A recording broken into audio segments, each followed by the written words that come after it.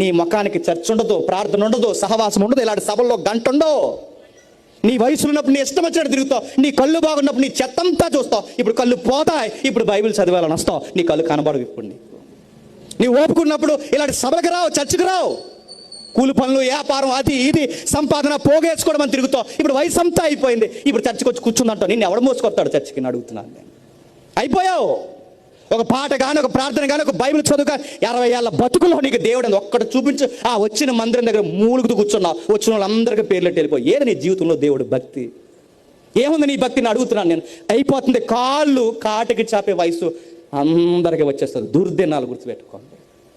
భయమో భక్తి, భయమో భక్తి, భయమో భక్తి. అందుకే రాత్రి చెప్పాను, తృప్తి కలిగిన జీవితం ఉంటే, ఉన్న దానితో సర్దుకుపోయి బతకడం నేర్చుకుంటే, మిగిలిన టయాన్ని దేవునికి ఇవ్వడం స్టార్ట్ చేస్తే, నిన్ను మృదువు వచ్చాక ఎత్తుకొని వాడు నీ యెహోవా. గుర్తుపెట్టు.